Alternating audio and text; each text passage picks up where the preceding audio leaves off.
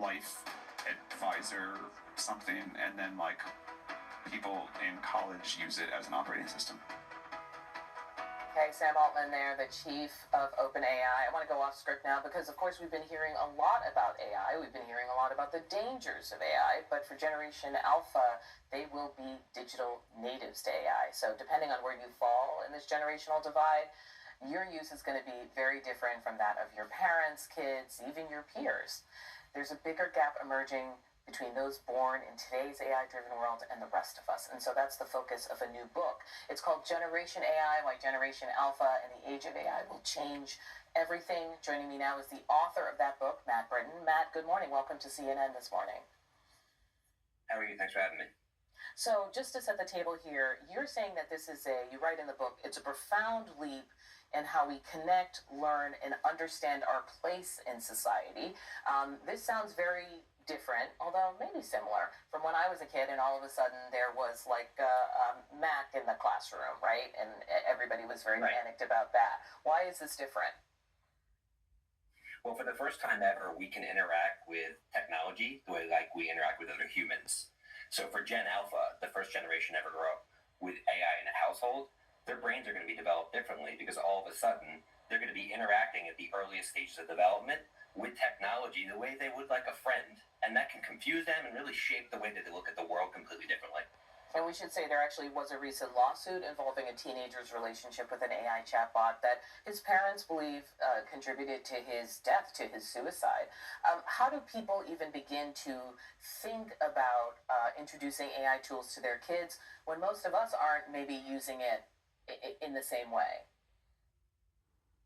Yeah, I mean, I think parents really need to get their hands on the keyboard, understand how to use this technology. You know, there's so many cool ways that you can use AI to interact with your kids. You can make coloring pages out of family photos. You can make up songs.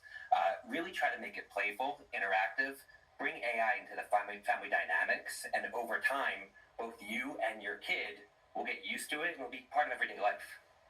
What does literacy even mean in this environment, right? It's changing so quickly. Like, how do you teach them? Like, how can you tell the difference from one thing versus another? What's real and what's not? And even kind of their own critical thinking, how to still deploy critical thinking in this context. Yeah, I mean, I think teachers are really going to struggle with this because for years, what it meant to be a good student meant memorization and regurgitation, right? It meant cramming as much information as possible and then spitting it out the next day on the test. But in this new world, it's going to be about critical thinking. It's going to be about problem solving and creativity. It's not really going to be about memorization and regurgitation of facts. So I think at the youngest ages, kids need to put themselves in positions where they can be problem solvers, where they can look at AI not necessarily as a tool where, you know, it's about the problem that's being solved, but it's really about to figure out, to zoom out and say, how can I apply this technology to the world? How can I command it to really move forward? Because the world's going to change. The workforce is going to change. The jobs that exist are going to change moving forward.